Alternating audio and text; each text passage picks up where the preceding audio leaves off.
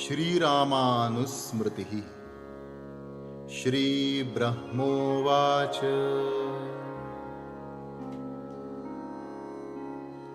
वन्दे रामं जगद्वन्द्यं सुन्दरास्यं शुचिस्मितं कन्दर्पकोटिलावण्यं कामितार्थप्रदायकम् भास्वत्किरीटकटककटिसूत्रोपशोभितं विशाललोचनं भ्राजत्तरुणारुणकुण्डलम् नीलजीमूतसङ्काशं नीलालकवृताननं ज्ञानमुद्रालसद्दक्षबाहुं ज्ञानमयं विभुम् वामजानुपरिन्यस्तवामाम्बुजकरं हरिं वीरासने समासीनं विद्युत्पुञ्जनिभाम्बरम्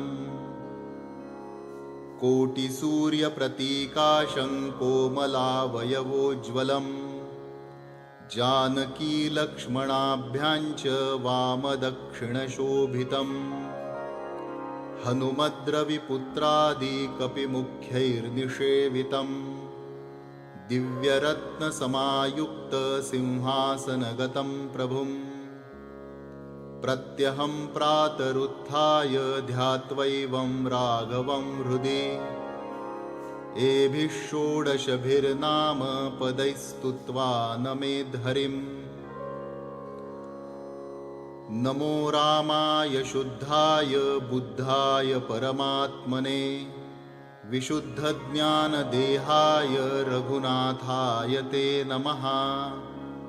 नमो रावणहन्त्रे ते नमो वालिविनाशिने नमो वैकुण्ठनाथाय नमो विष्णुस्वरूपिणे नमो यज्ञस्वरूपाय यज्ञभोक्त्रे नमोऽस्तु ते योगिध्येयाय योगाय परमानन्दरूपिणे शङ्करप्रियमित्राय जानक्याः पतये नमः। य इदं प्रातरुत्थाय भक्तिश्रद्धासमन्वितः षोडशैतानि नामानि रामचन्द्रस्य नित्यशः पठेद्विद्वान् स्मरेन्नाम स एव स्याद् रघूत्तमः। श्रीरामभक्तिरतुला भवत्येव हि सर्वदा जगत्पूज्यः सुखं जीवेद् रामभद्रप्रसादतः। मरणे समनुप्राप्ते श्रीरामः सीतया सह हृदि सन्दृश्यते तस्य साक्षात् सौमित्रिणा सह नित्यं चापररात्रेषु रामस्येमां समाहितः मुच्यतेऽनुस्मृतिं जप्त्वा मृत्युदारिद्र्यपातकैः।